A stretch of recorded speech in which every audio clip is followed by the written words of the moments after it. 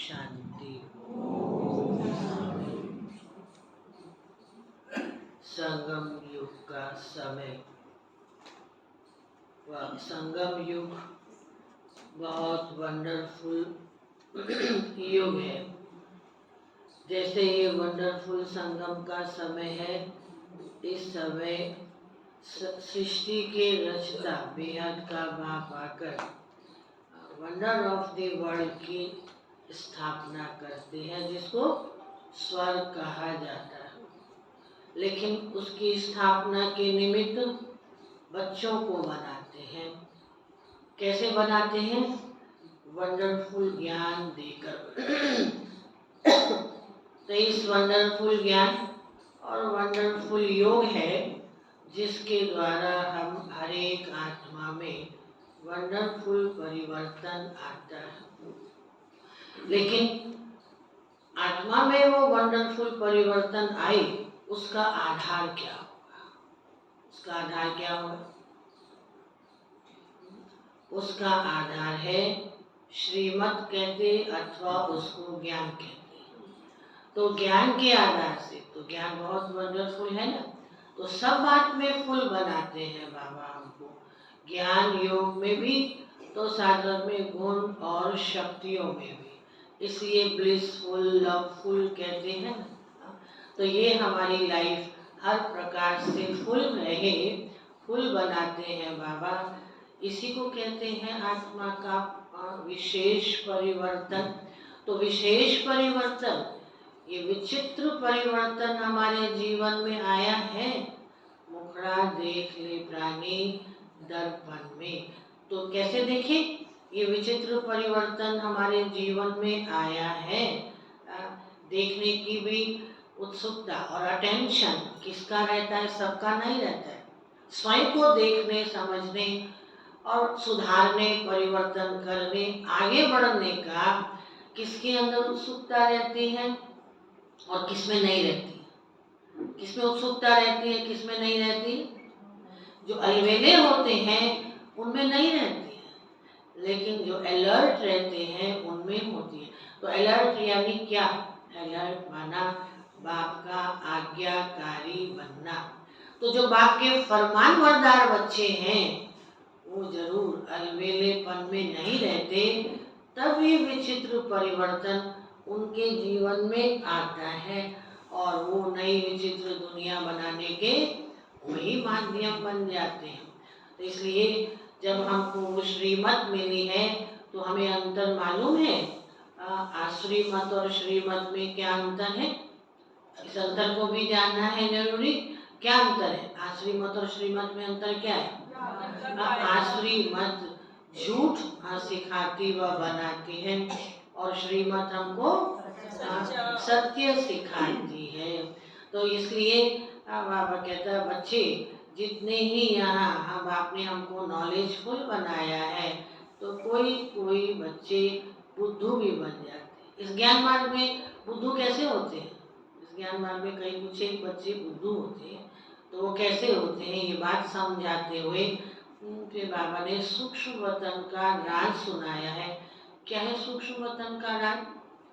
सृष्टि के आदि मध्य अंत का ज्ञान तो सुनाते हैं, पर इस समय सूक्ष्म वतन का राज भी बताते हैं। तो सूक्ष्म वतन का राज क्या है?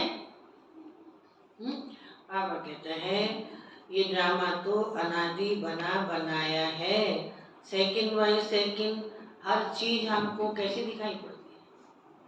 कैसे दिखाई पड़ती? नहीं दिखाई पड़ती। जो पिछले पल हुआ वो आगे नहीं दिखाई देता है। तो ड्रामा इसलिए कहते हैं, अगर चिंतन करें तो बड़ा अनोखा और विचित्र महसूस होता है, चित्त को हर्षाने वाला। तो क्या है सूक्ष्म वतन का राज? बाबा कहता है सूक्ष्म वतन में ज्ञान नहीं होता, हिस्ट्री ज्योग्राफी नहीं होती है। वहाँ तो जैसे साकार में आप बाप बैठे हैं, सूक्ष्म वतन में कर्मातीत शरीर में माँ बैठकर हम सबसे, बच्चों से, देवताओं से, सबसे मिलते और बोलते हैं। बाकी हिस्ट्री ज्योग्राफी वर्ल्ड की यहाँ ही पढ़ाई जाती, सूक्ष्म वतन में नहीं पढ़ाई जाती। तो फिर बाबा कहता है संपूर्ण पवित्र बनना जरूरी है ना, संपूर्ण पवित्र बनना जरूरी है। तो उसके लिए 2 धारणाएं कौन सी पक्की करनी है, उसके लिए 2 धारणाएं पक्की होनी चाहिए अपने में। कौन सी 2 धारणाएं? आज बाबा ने मुरली में सुनाया। एक तो दैवी गुण की धारणा चाहिए। तो दैवी गुण कई बार बाबा शुद्धान को भी कह देते हैं, तो परंतु दैवी गुण की आत्मा में धारणा चाहिए। और इस शरीर के लिए जो भी छी वस्तुएं हैं ऐसी हाथ की बनाई हुई वो नहीं खानी चाहिए। ये 2 धारणा पक्की होनी चाहिए। एक तो दैवी गुण यानी रॉयल्टी हो चलन में, और दूसरा खान पान छी कोई वस्तु ऐसे भी किसी व्यक्ति के हाथ की बनी हुई नहीं खानी चाहिए। और दिन भर में बाबा कहता सिखाया ना श्रीमद् बाबा की क्या में नियम, दिन भर में आप भी ब्रह्मा विष्णु शंकर बनो, ब्रह्मा विष्णु शंकर का पाठ बजाओ। कितनी विचित्र बात है, ज्ञान है बाबा ने दिया हमको कि हमको दिन भर ब्रह्मा विष्णु शंकर का पाठ बजाना है। कौन कौन पाठ बजाते हैं ब्रह्मा विष्णु शंकर का? कभी ब्रह्मा का बजाएंगे तो कभी दिन भर शंकर का बजा लेंगे और कभी विष्णु का बजा लेंगे। परंतु दिन भर में दिनचर्या में समय प्रमाण ये तीनों स्वरूप का पाठ बजाना क्यों सिखाया बाबा ने? क्यों सिखाया? जिससे हमारी बुद्धि क्लीन और क्लियर रहे, व्यर्थता से परे व मुक्त रहे, इसलिए बाबा ये तीनों बातें अपने समान हमें सिखाते हैं। तो ब्रह्मा बनकर अमृत वेले बाबा कहता अच्छे अच्छे नए नए संकल्प क्रिएट करो और दिन भर में उनकी पालना करो, व्यवहार में लाओ। और रात को चेक करो कुछ नेगेटिव तो नहीं किया, और अगर कुछ नेगेटिव किया तो उसको बाप के आगे रखकर माफी लेकर वहीं वो खाता समाप्त करके और तब सो। तो ये तीनों पाठ बजाना आसान है कि मुश्किल है? रोज बाबा ब्रह्मा विष्णु शंकर के लिए के संबंध में नई नई बात सुनाते हैं। एक दिन बाबा ने सुनाया शंकर का तो कोई पाठ है ही नहीं, और आज बाबा कहते ये तीनों स्वरूप से अपने आप को क्लीन और क्लियर रखो, चाहे अच्छी बात हो चाहे बुरी बात हो, सब कुछ बाप के हवाले कर कर बुद्धि खाली रख करके, अकेले नहीं बाबा को साथ रख कर सो, तो माया और व्यर्थ से मुक्त हो जाएंगे। तो अपना रात्रि को अगर चार्ट देखो शंकर बनकर के चेक करना है, खत्म करना है, और चेक करने के साथ तो 3 बातें बाबा ने चेक करने को कहा। ब्रह्मा विष्णु शंकर का पाठ प्ले कर रहे हैं तो ऐसे ही 3 बातें कौन सी चेक करनी है? किसी को दुख तो नहीं दिया दिन भर में, तंग तो नहीं किया। दुख देना वो अलग चीज है, मनसा में किसी को तकलीफ पहुंच जाए और तंग करना, ये सब बातों को बहुत छोटी छोटी बातें पर महिमा है, विशेष बात परंतु महीनता है इसकी। तो तंग भी नहीं करना किसी को, दुख नहीं देना, झूठ नहीं बोलना। देखना है हम श्रीमत पर के विरुद्ध तो काम नहीं करते, श्रीमत के खिलाफ तो दिन भर में कुछ काम नहीं किया, दैवी गुण कितने धारण किए, इन सब बातों का चार्ट सोने के समय पर देखना है। तो कुछ दिन नहीं, हमेशा। जैसे स्नान की रोज आदत होती है तो हल्कापन लगता है, आत्मा को भी रोज क्लीन रखना है, स्वच्छ रखने के लिए ऐसा अपना चार्ट देखते रहना है। 3/10/2024 के साकार महावाक्य है, साल है जिनका। मीठे बच्चे, रावण का कायदा है आसुरी मत, झूठ बोलना। बाप का कायदा है श्रीमत, सच बोलना।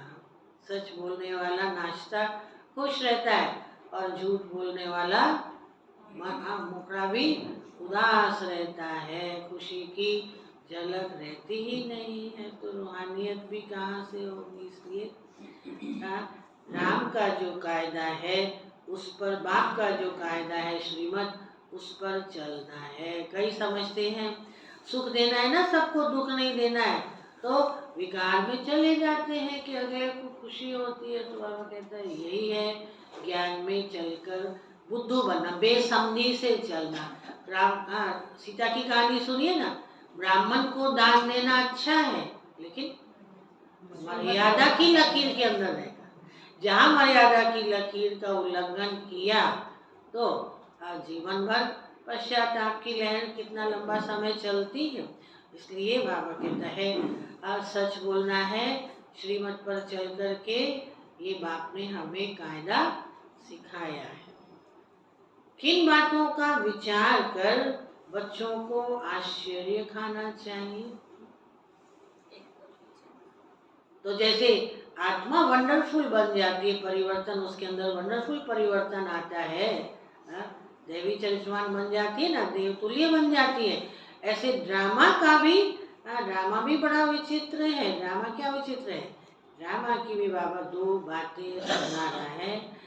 कैसे ये बेहद का वंडरफुल नाटक है, जो फीचर्स, जो एक्ट सेकंड बाय सेकंड पास हुआ, वो फिर हूबहू रिपीट होता है। एक सेकंड ना मिले दूसरे से, लेकिन रिपीट होता है हूबहू जैसा 5000 वर्ष पहले हुआ था।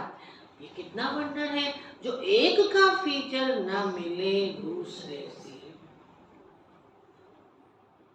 दूसरा, कैसे बेहद का बाप आकर के सारे विश्व की सदगति करते हैं, पढ़ाते हैं, ये भी वंडर है ना।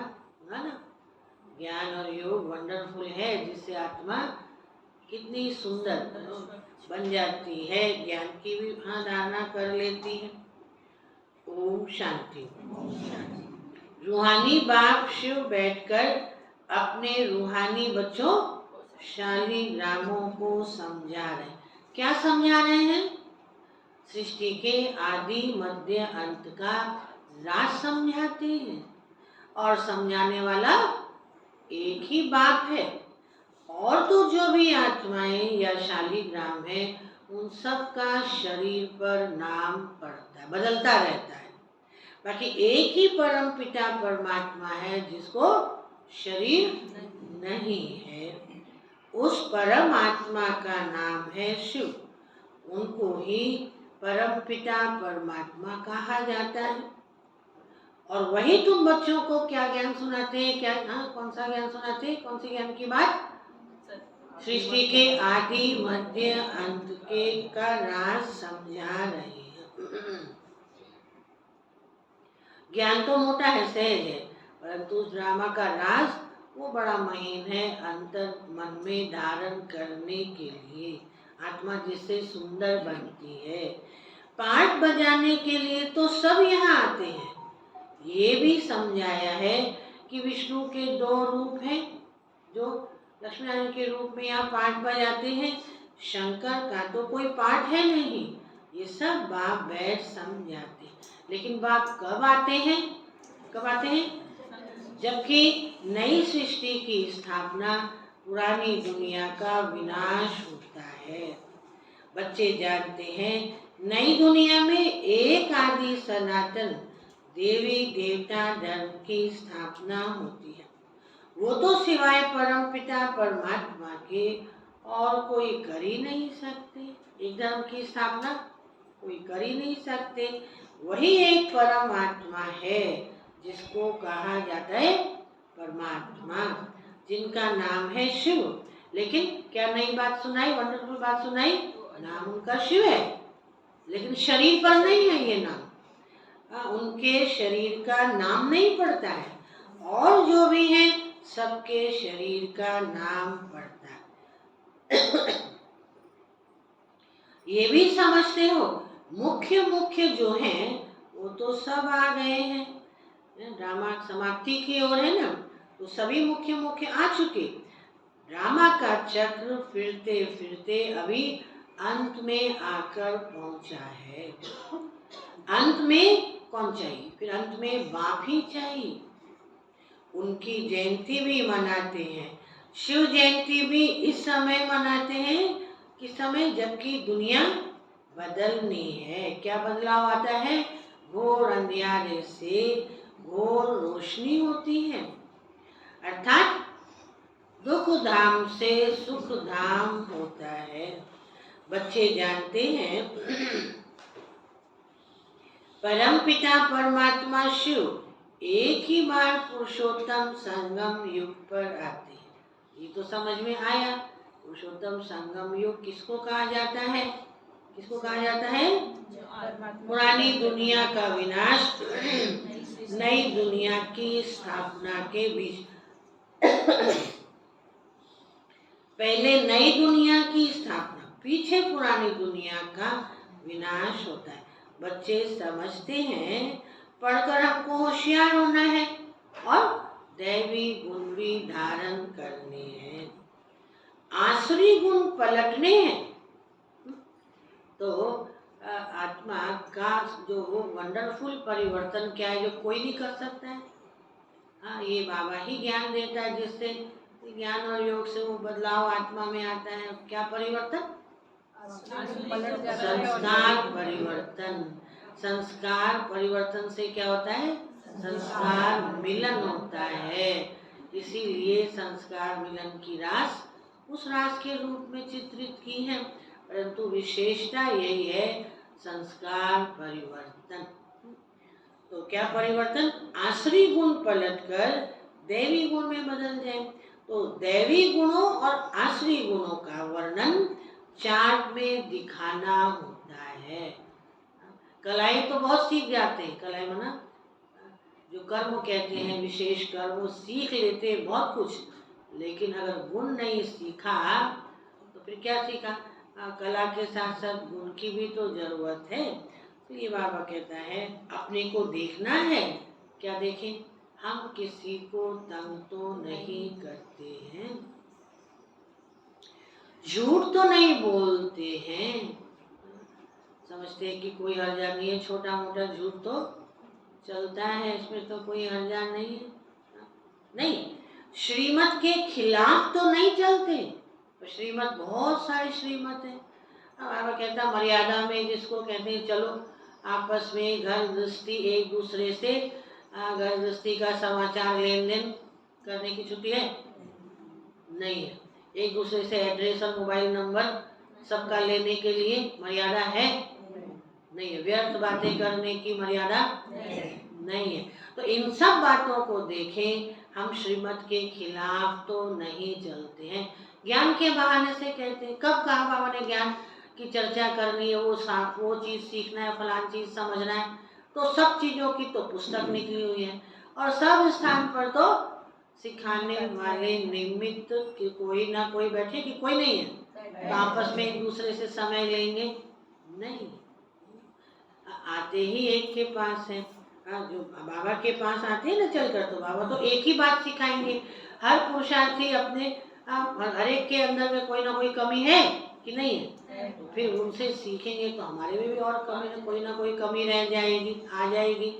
इसलिए ये ध्यान रखना है कि हम श्रीमत के खिलाफ तो नहीं चलते हैं। एक दूसरे से संबंध बनाकर फिर क्या होता है, ज्ञानी भूल जाता है, बाबा ही याद नहीं रहता है। इसलिए बाबा ऐसी श्रीमत देता है। झूठ बोलना, किसी को दुख देना, तंग करना, ये है रावण के कायदे और वो है राम के कायदे। श्रीमत और आसुरी मत का गायन भी है ना, तो इस अंतर को समझना है। इस अंतर को ऐसे नहीं हम बीके हैं तो आप पूरा एक्यूरेट, हम श्रीमत पर ही हैं, जो ये है वो बीके सब श्रीमत पर ही है नहीं। जैसे स्कूल में, पढ़ाई में, चाहे धंधे में भी क्या होता है, एक दूसरे के साथ की बात नहीं, अपना अपना आगे पढ़ाई पढ़ते हैं तब तो वो नंबर आगे ले सकते हैं। आधा कल्प चलती है आसुरी मत, जिससे मनुष्य असुर, दुखी, रोगी बन जाते हैं, 5 विकार प्रवेश हो जाते हैं। बाप आकर श्रीमत देते हैं। बच्चे जानते हैं क्या करना है हमको, श्रीमत के आधार से दैवी गुण मिलते हैं। अगर हम श्रीमत पर चलते हैं तो दैवी गुण धारण करना इजी होता है, श्रीमत पर नहीं चलते हैं तो कैसे दैवी गुण धारण होंगे। आसुरी गुणों को बदलना है। अगर आसुरी गुण रह जाएंगे तो क्या होगा? नहीं निकालेंगे आसुरी गुण अंदर से, होते हैं ऐसे भी, सुधरते ही नहीं है। ऋंचक भी ज्ञान में आने के बाद ज्ञान के आधार से परिवर्तन नहीं आता है। अपने को लायक समझते हैं और राइट समझते हैं, तो क्या होगा उनका? हाँ, जरूर बाबा कहता उनका पद कम हो पड़ेगा। जन्म जन्मांतर के पापों का बोझा जो सिर पर है, नंबरवार पुरुषार्थ अनुसार हल्का हो जाएगा। जितना जितना पुरुषार्थ करेंगे उसी अनुसार वो बोझ कम होता जाएगा। ये भी समझते हो कि अभी ये है पुरुषोत्तम संगम युग, ये समय उत्तम बनने का ही समय है। और यूं ही खोते रह गए। जो गीत कितना अच्छा भक्ति मार्ग वालों ने बनाया, तूने रात गंवाई सोए के दिवस गंवाया। घर में तो सोना और खाना वो तो गंवाने के बराबर, क्योंकि वो तो जमा नहीं होता है। लेकिन बाबा की सेवा में अगर बाबा के सेवा के चिंतन ख्यालातों में सोते हैं और बाबा की सेवा में रहकर अपना सब कुछ भंडारे का जो भी सेवा करते हैं स्थूल, वो सब जमा होता है। तो इसलिए हमारे में वो बदलाव आ रहा है, परिवर्तन कर रहे हैं, आसुरी गुण निकलते जा रहे हैं। जबकि ये पुरुषोत्तम संगम युग थोड़े समय का है। बाप द्वारा अभी दैवी गुण धारण करके हम क्या करेंगे? क्या करेंगे दैवी गुण धारण करके? काम तो उससे नहीं चलता है, काम तो आसुरी गुण से ही ठीक चलता है, ठीक चलता है ना। क्या करेंगे दैवी गुण धारण करके? नई दुनिया के मालिक बनते हैं, तो सिद्ध होता है कि पुरानी दुनिया जरूर खलास होनी ही है। नई दुनिया की स्थापना ब्रह्मा कुमार कुमारियों द्वारा होनी। और दुनिया वाले क्या कहते हैं? विनाशी लोग कराते हैं। बाबा कहते हैं स्थापना ब्रह्मा कुमार कुमारियों द्वारा होनी है। ये भी पक्का निश्चय है जिनको, क्या निशानी? ये जिनको पक्का निश्चय है नई दुनिया स्थापन करनी है, जिनको पक्का निश्चय है, क्या करते हैं? वो सर्विस में लगे हुए हैं। और जिनको निश्चय नहीं, वो गंवाने में लगे हुए, समय गंवा रहे हैं, श्वास संकल्प अपना गंवा रहे हैं। लेकिन पक्का निश्चय जिनको है तो वो सर्विस पर लगे हुए हैं। क्या होता है सर्विस पर लगने से? उल्टा सीधा जो भी करते हैं, राम नाम का गिद्दा उल्टा चाहे सीधा सफल हो ही जाता है। तो हम कैसे भी अगर सेवा करते हैं, उससे क्या होता है? कोई ना कोई का कल्याण होता ही है। कोई ना कोई का कल्याण करने की मेहनत करते रहते हैं। तुम जानते हो हमारे भाई बहन कितनी सर्विस करते हैं। पहले तो स्व सर्विस होती है ना, स्व की सेवा नहीं करते, ना पढ़ाई पूरी पढ़ेंगे, क्लास में समय पर आएंगे, योग की तो पीरियड ही खत्म है, जीरो, कुछ करना ही नहीं है। तो क्या किया? क्या ध्यान दिया अपने ऊपर? वो क्या अपने को बना सकेंगे? बना सकते हैं क्या? तो इसलिए बाबा कहता है ये तो तुम जानते हो हमारे भाई बहन कितनी सर्विस करते हैं। क्या सर्विस करते हैं? सबको बाप का परिचय देते रहते हैं। बाप आए हैं तो जरूर पहले पहले थोड़ों को ही मिलेगा, सब तो भीड़ इकट्ठी नहीं आ जाएगी, फिर वृद्धि को पाते जाएंगे। एक ब्रह्मा द्वारा कितने ब्रह्मा कुमार बनते हैं? ब्राह्मण कुल तो जरूर चाहिए ना। तुम जानते हो हम सभी ब्रह्मा कुमार कुमारियां हैं। क्या है हमारा कंप्लीट परिचय? हम सभी ब्रह्मा कुमार कुमारियां हैं, शिव बाबा के बच्चे, सब भाई भाई हैं। असल में भाई भाई हैं, फिर प्रजापिता ब्रह्मा के बनने से भाई बहन बनते हैं। फिर देवता कुल में जाएंगे तो संबंध की वृद्धि होती जाएगी। संगम युग की अपेक्षा वृद्धि होगी ना। संगम युग में तो केवल बहन भाई या भाई भाई का रिश्ता है, फिर सतयुग में थोड़ी तो वृद्धि संबंध की होती जाएगी। इस समय ब्रह्मा के बच्चे और बच्चियां हैं तो एक ही कुल हुआ। इसको क्या नहीं कहेंगे? इसको क्या नहीं कहेंगे? डायनेस्टी नहीं कहेंगे, राजाई न तो कौरवों की है न पांडवों की। डायनेस्टी तब होती कब? न कौरवों की डायनेस्टी न पांडवों की है।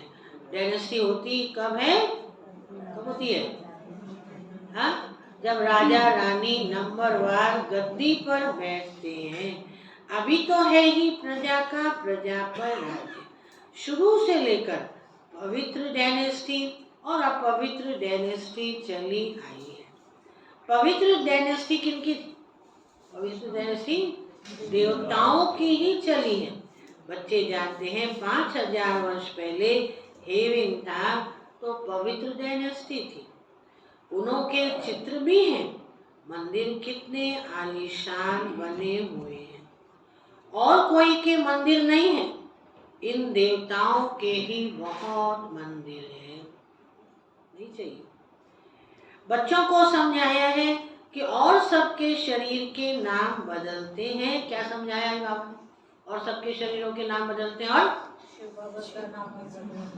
इनका नाम शिव ही चला आया है, इनका नहीं बदलता है। तो कारण सुना ना, क्योंकि उनका अपना शरीर ही नहीं है, शरीर पर नाम नहीं है। शिव भगवान वाचे, कोई भी देहधारी को भगवान नहीं कहा जाता। बाप बिगड़ और कोई बाप का परिचय दे न सके, क्योंकि वो तो बाप को जानते ही नहीं। यहाँ भी बहुत हैं जिनकी बुद्धि में नहीं आता है। क्या नहीं आता है? कि बाबा को हम कैसे याद करें। मूझते हैं। क्यों मूझते हैं? आधा कल तो बड़े बड़े चित्र और मूर्तियां रखकर याद किया, पूजा की, और अब बिन्नू को याद करना है तो मुश्किल लग हो जाता है, इसलिए मूझते हैं। ये छोटी बिंदी, उनको कैसे याद करें? शरीर तो बड़ा है, उनको ही याद करते रहते हैं। लेकिन गायन भी तो करते हैं कि प्रकृति के बीच चमकता है अजब सितारा। सितारा क्या? आत्मा सितारे मिसल है। आत्मा को शालिग्राम कहा जाता है। शिवलिंग की भी बड़े रूप में पूजा होती है। जैसे आत्मा को नहीं देखा जा सकता, शिव बाबा भी किसी को देखने में तो आ न सके। भक्ति मार्ग में बिंदी की पूजा कैसे करें? क्योंकि पहले कैसे पूजा होती है? चलिए होती है। शिव बाबा की अव्यभिचारी पूजा शुरू होती है। अव्यभिचारी सिर्फ एक शिव की पूजा शुरू होती है। तो पूजा के लिए क्या करना पड़ता है? बड़ी आकृति चाहिए ना, बड़ी चीज चाहिए। तो शालिग्राम भी बड़े अंडे मिसल बनाते हैं। एक तरफ अंगूठे मिसल भी कहते हैं और फिर सितारा भी कहते हैं। अभी तुमको तो एक बात पर ठहरना है। आधा कल की बड़ी चीज की पूजा की, आधा कल बड़ी चीज की पूजा की है। अब फिर बिंदी समझना, इसमें मेहनत भी है, क्योंकि देख नहीं सकते हैं उस बिंदी आत्मा को। ये तो सिर्फ बुद्धि से ही जाना जाता है। शरीर में आत्मा प्रवेश करती है, जो फिर निकलती है तो कोई भी उसको देख नहीं सकता। बड़ी चीज हो तो देखने में भी आए। बाप भी ऐसे बिंदी है, परंतु वंडरफुल बात क्या है? बिंदी है परंतु वो ज्ञान का सागर है। बिंदु होते भी सिंधु है, उसको कहते हैं ना। और कोई को ज्ञान का सागर नहीं कहेंगे। शास्त्र तो है भक्ति मार्ग के। इतने वेद शास्त्र आदि किसने बनाए? तो कहते हैं व्यास ने बनाए। क्राइस्ट की आत्मा ने कोई शास्त्र बनाया नहीं। ये तो बाद में मनुष्य बैठ बनाते हैं। ज्ञान तो उनमें है नहीं। क्या कहा बाबा ने? ज्ञान सागर तो है ही एक बाप। शास्त्रों में ज्ञान की सदगति की बातें है ही नहीं। ज्ञान सागर है ही एक। हर एक धर्म वाला अपने अपने धर्म स्थापक को याद करते हैं। यानी किसको याद करते हैं? धर्म स्थापक को याद करते हैं। माना किसको याद करते हैं? देहधारी को याद करते हैं।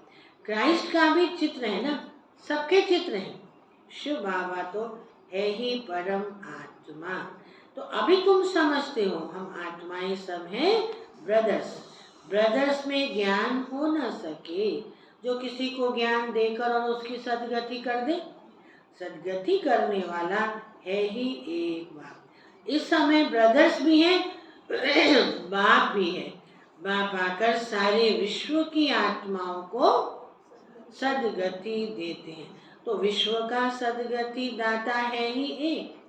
श्री श्री 108 जगत गुरु कहो या विश्व का गुरु कहो, बात एक ही है। अभी तो है आसुरी राज्य, संगम पर बाप आकर ये सब बातें समझाते हैं। तुम जानते हो बरोबर अब नई दुनिया की स्थापना हो रही है, और जब नई दुनिया की स्थापना होती है तो नेचुरली पुरानी दुनिया का विनाश होता ही है। उसके लिए कुछ भी किसी को करना पड़ता नहीं है। ये भी समझाया है पतित पावन एक ही निराकार बाप है, इसलिए कोई देहधारी पतित पावन हो न सके। पतित पावन परमात्मा ही है। अगर पतित पावन सीताराम भी कहें तो भी बाप ने समझाया है भक्ति का फल देने मुझे ही आना पड़ता है।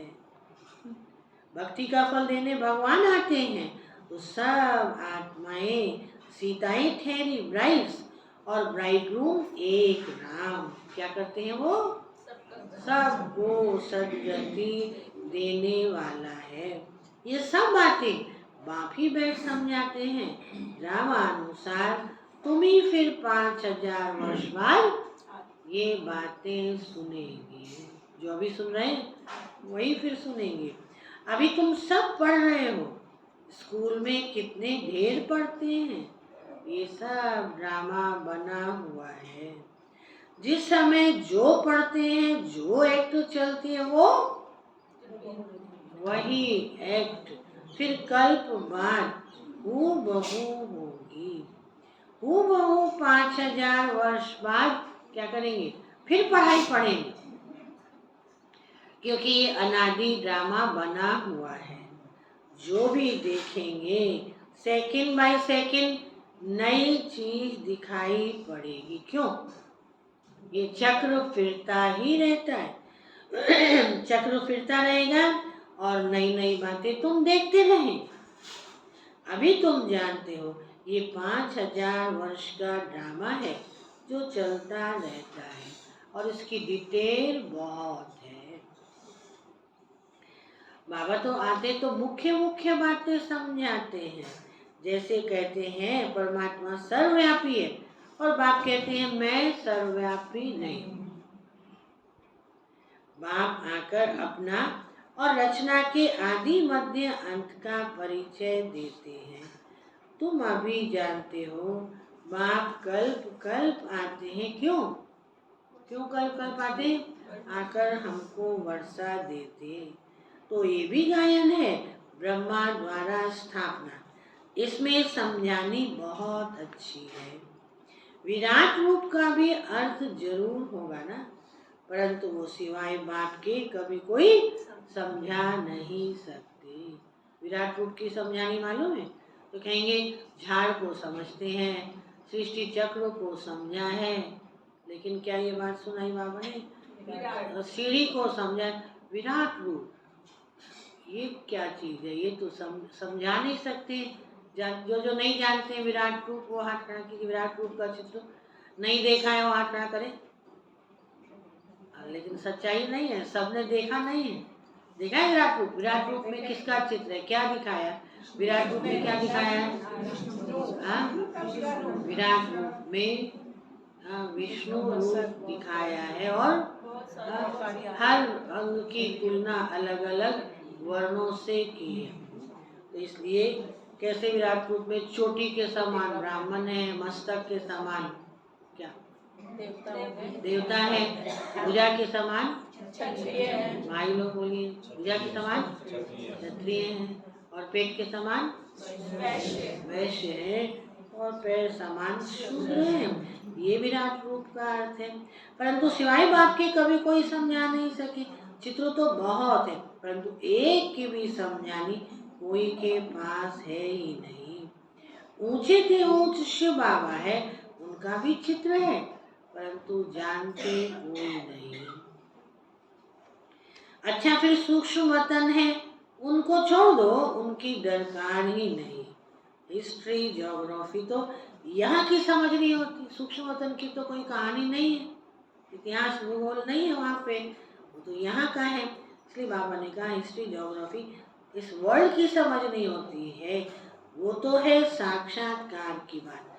तो जैसे यहाँ इसमें बाप बैठ समझाते हैं, वैसे सूक्ष्म वतन में क्या होता है, कर्मातीत शरीर में बैठकर इनसे मिलते हैं अथवा बोलते हैं।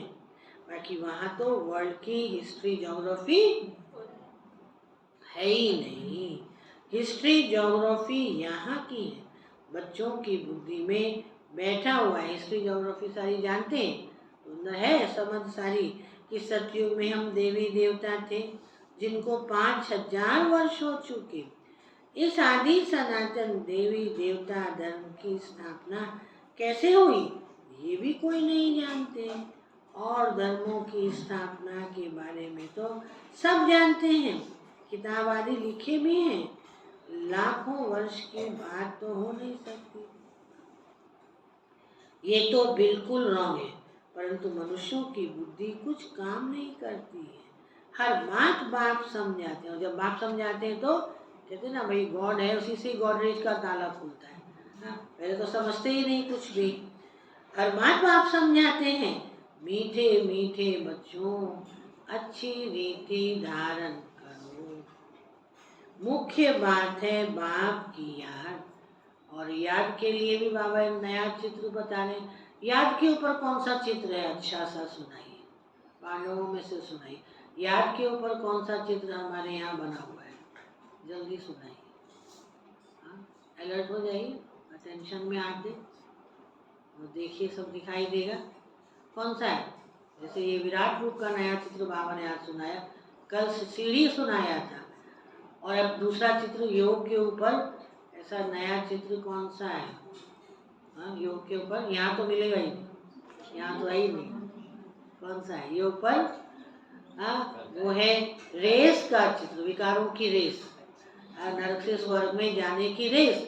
तो नरक का गोला है एंड में, और आदि में है स्वर्ग का गोला।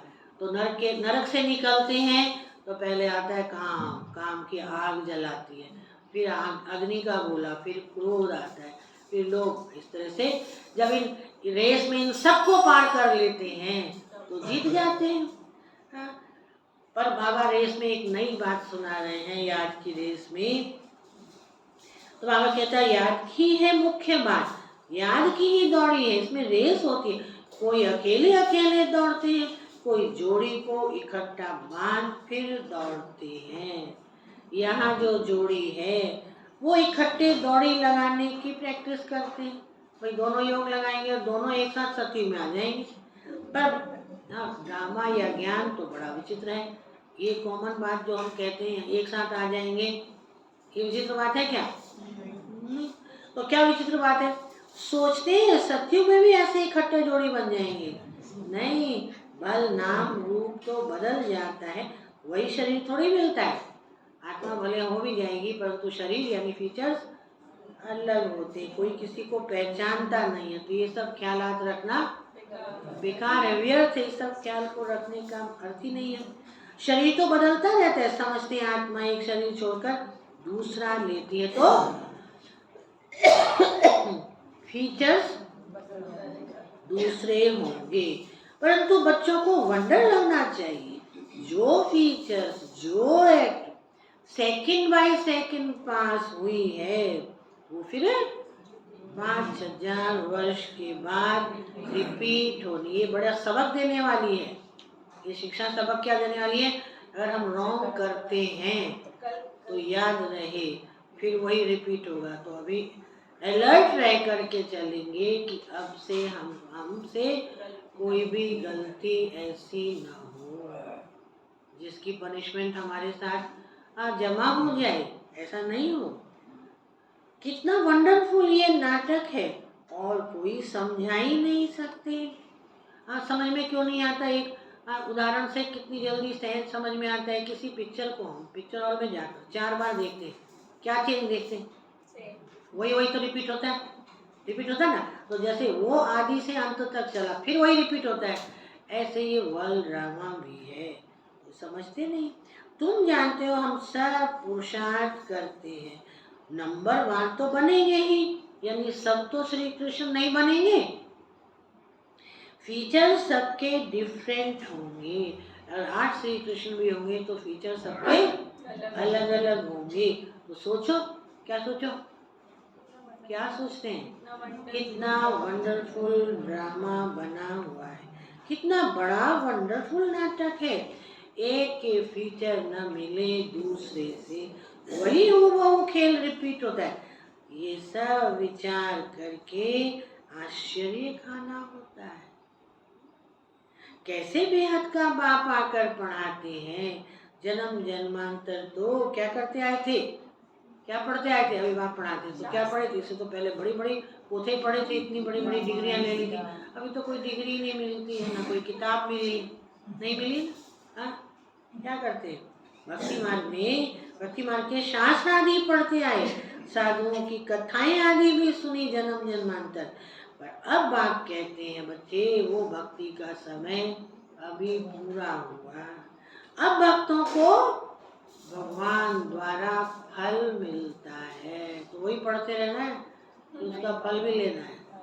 डॉक्टर इंजीनियर बन जाएंगे तो किताब बैठ के थोड़ी पढ़ेंगे, तो उसको कर्म में लाने में आ जाएंगे सामने। ये नहीं जानते भगवान कब किस रूप में आएगा। कभी कहते शास्त्र पढ़ने से भगवान मिलेगा, और कभी कहते यहाँ आएंगे।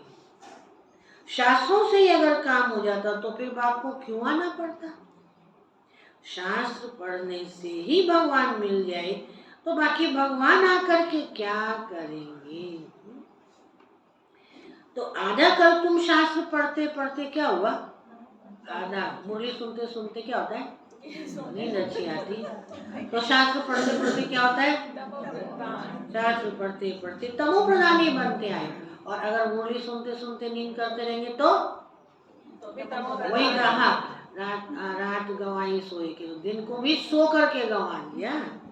तो बच्चों को सृष्टि का चक्र भी समझाते रहते हैं, वरना ज्ञान भी सिखाते हैं तो गुण भी सिखाते हैं कि दैवी चलन होनी चाहिए। एक तो किसी को दुख नहीं देना है। ऐसे नहीं कोई को विष चाहिए वो नहीं देते हैं, तो ये कोई दुख देना है? कहते देखा नहीं जाता है। नहीं, ये तो बाप कहते ही नहीं है। तो कई ऐसे भी बुद्धू निकलते हैं जो कहते हैं, बाबा कहते हैं ना किसी को दुख नहीं देना है, अब ये विष मांगते हैं तो उनको देना चाहिए, नहीं तो ये भी किसी को दुख देना हो गया। ठीक, राइट? नहीं तो कहता उनको क्या कहेंगे? ऐसा समझने वाले मूढ़मती भी है। मूढ़ बात को नहीं समझते, मूढ़मती। तो बाप कहते हैं पवित्र जरूर बनना है, वो भी संपूर्ण पवित्र बनना है। तो आसुरी चलन, पहली बात जाननी है, आसुरी चलन और दैवी चलन में अंतर समझना चाहिए। आसुरी चलन चलते हैं और समझते हैं तो ठीक है, तो आसुरी चलन और दैवी चलन की भी समझ चाहिए। विकार में जाना ये दैवी चलन है, आसुरी चलन है। मनुष्य तो ये भी नहीं समझते और क्या कह देते हैं, आत्मा निर्लेप है, कुछ भी करो, कुछ भी खाओ पियो, विकार को तो और नीचे गिरा देते हैं। विकारों में जाओ कोई हर्जा नहीं। ऐसे भी सिखलाते हैं, कितनों को पकड़ कर ले आते हैं। बाहर में भी वेजिटेरियन बहुत रहते हैं, जरूर अच्छा है तब तो वेजिटेरियन बनते हैं।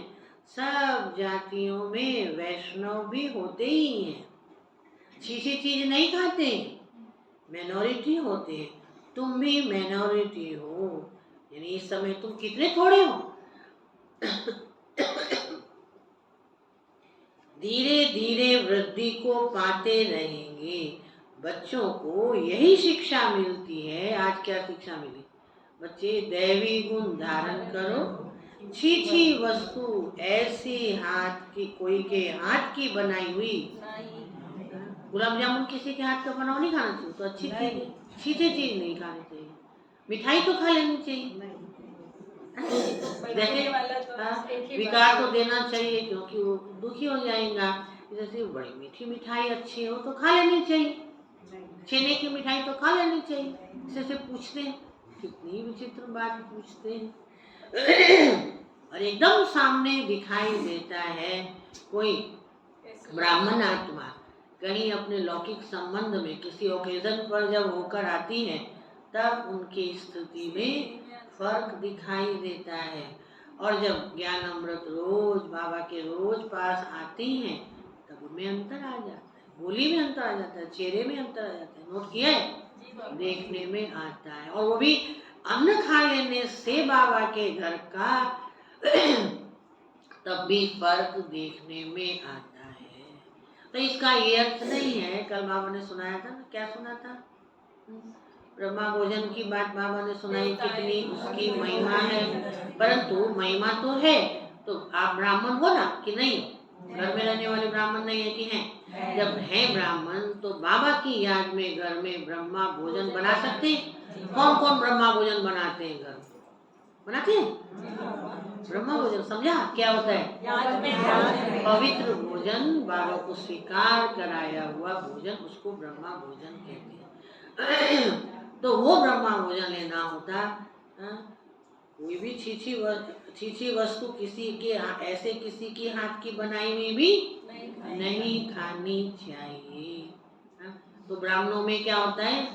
बीखे में थोड़ा मुंह लगाव होता है, तो सोचते हैं बाबा ने तो बड़ी अच्छी बात सुनाई, भोजन से बुद्धि बदल जाती है, तो ब्रह्मा भोजन में अपने परिवार के संबंधियों को, साथियों को ले आएंगे। ये राइट है? ये तो बाबा ने नहीं सिखाया। सिखाया क्या? कि जो मुरली नहीं सुनते, जो बीके नहीं हैं, ब्रह्मा भोजन का अर्थ क्या है? ब्राह्मणों के लिए, ब्राह्मणों द्वारा ब्रह्मा बाबा के थ्रू बाबा को भोग लगा करके स्वीकार कराया हुआ को ब्रह्मा भोजन कहते हैं ना। ये मर्यादाएं हैं, गुण हैं, और बाबा ने नियम सिखाए हैं उन पर चलना। अच्छा, मीठे मीठे सिखी लदे बच्चों प्रति माता पिता बाप दादा का याद प्यार, गुड मॉर्निंग। रूहानी बाप की रूहानी बच्चों को नमस्ते। हम रूहानी बच्चों की रूहानी माता बाप दादा को याद प्यार, गुड मॉर्निंग और नमस्ते। सार है धारणा के लिए अपने चार्ट में देखना है। पहली बात, हम श्रीमत के खिलाफ तो नहीं चलते। होता है ना, जो चलते हैं अगर उनको कोई देखता है तो उनको बहुत खराब लगता है कि हमको मना कर रहे हैं, देख रहे हैं। चुप भी हो जाएंगे कि मर्यादा के अलग काम कर रहे हैं। तो फिर ये तो ध्यान से चलना है। ऐसे नहीं कोई देख रहा है तो धारणा, नहीं देख रहा है, देखने वाला तो ऊपर CCTV में लगा हुआ है, दिख रहा है उसको सब कुछ। इसलिए हम श्रीमत के खिलाफ तो नहीं चलते। दूसरा, झूठ तो नहीं बोलते, किसी को तंग तो नहीं करते, दैवी गुण धारण किए हैं, यानी संस्कारों की रास की है। अच्छा, दूसरा, पढ़ाई के साथ साथ दैवी चलन धारण करनी है। दैवी चलन पवित्र जरूर बनना है। कोई भी छीछी वस्तुएं नहीं खानी है, पूरा वैष्णव बनना है। याद की रेस करनी, रेस करनी है। ठंडा ठाकुर नहीं बनना है। चल रहे हैं नहीं, रफ्तार से चलना है, उड़ के चलना है। वरदान है, बाप के फरमान पर बुद्धि को खाली रखने वाले किसी से व्यर्थ या विकारी स्वप्नों से भी मुक्त भव। बाप का फरमान है, सोते समय सदा अपने बुद्धि को क्लियर करो, चाहे अच्छा चाहे बुरा, सब बाप के हवाले कर दो, यानी बुद्धि को खाली कर दो। बाप को देकर बाप के साथ सो जाओ, अकेले नहीं। अकेले सोते हो या व्यर्थ बातों का वर्णन करते करते सोते हो, अभी तो बातें करने की जरूरत ही नहीं, मोबाइल ही काफी है। मोबाइल देखते देखते सोते हो तो व्यर्थ व विकारी स्वप्न आते हैं। ये भी अलबेलापन है। कहते हैं मोबाइल रख दें उठने के लिए सोए, ठीक है ना, अच्छी बात है, तो रात भर देखते रहो भी और अच्छा है। अलबेलापन और झूठ बोलना, ज्ञानी को टाइम अलार्म की जरूरत पड़ती है क्या? जरूरत पड़ती है अलार्म की। जो सही रूप में ज्ञानी और सच्चा सेवादारी होगा, जैसे लौकिक घर में किसी अपने घर को चलाने के लिए कोई उठाता है क्या? पता है, अपनी जिम्मेवारी उठाती है, करते हैं। तो यहाँ भी अगर हम अलबेले हैं तो अलार्म चाहिए। अगर हम ज्ञान युक्त हमारी जीवन है, धारणा युक्त जीवन है, तो उसके लिए इन चीज़ों की साधनों की साधना में कुछ भी जरूरत नहीं है। अगर साधनों का त्याग नहीं करते हैं तो साधना हो नहीं सकती है।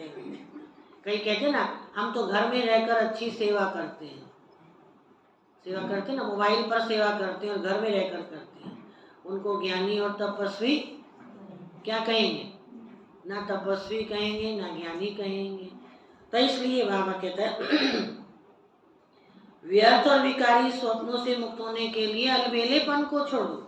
स्लोगन है तकदीरवान आत्माएं ही सच्ची सेवा द्वारा, वो झूठी सेवा दिखावा वाली, नाम मान शान वाली, दिखावा हुआ ना, उनको जिनको मान नाम मान शान चाहिए वो घर में रहेंगे और मोबाइल से या ऐसे औरों को ज्ञान सुनाते हैं। पर बाबा कहते हैं अपनी जीवन की धारणाओं से औरों को साक्षात्कार कराने वाली आप मूर्ति बनो, ये सच्ची सेवा है। तो कितनों को साक्षात्कार कराते? कोई हमें देखेगा तो हम क्या सैंपल बनेंगे?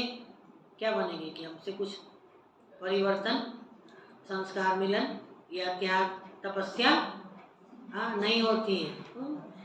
इसलिए अलबेलापन में बहुत से बहाने रखते हैं अपने साथ। तकदीरवान आत्माएं ही सच्ची सेवा द्वारा क्या पाती हैं? सर्व की आशीर्वाद प्राप्त करती हैं। किसी को कहा भैया बड़ा अच्छा ये सेवा की, आपको बड़ी दुआएं, हमको दुआएं नहीं चाहिए, ऐसे हैं जो है हाथ खड़ा करी। एक ज्ञानी आत्मा ने कहा हमको दुआएं नहीं चाहिए, वो दो आत्माओं को दुआएं नहीं चाहिए। हाँ, बेसमझी से हाथ खड़ा किया, दुआएं नहीं चाहिए। दुआएं जिनको चाहिए वो झुक झुक सिख सिख जरूर करेगा, वो झुकेगा, वो सीखेगा, वो निर्माण बनेगा जरूर। तो इसलिए सर्व की आशीर्वाद प्राप्त करने वाली तकदीरवान आत्मा ही होती है। ऐसे ही थोड़ी सबको मिल जाती है, वो तो बिना त्याग तपस्या के मिल ही नहीं सकती। आज का इशारा है जैसे बाप के संस्कार कैसे सदा उदार चित्त, कल्याणकारी, निस्वार्थ, रहमदिल, परोपकारी आदि हैं, ऐसे आप बच्चों के भी संस्कार हो। सदा आपस में एक मत, स्नेही सहयोगी बन संस्कार मिलन करना, यही मानता है। घर में रहने का कारण नो संस्कार मिलन नहीं कर सकते, इसलिए बाबा कहता है महानता यही है संस्कार मिलन करना। संस्कारों का टक्कर ना हो, लेकिन सदा संस्कार मिलन की रास करते रहो। संस्कारों को मिलाना अर्थात संपूर्णता को और समय को समीप लाना है।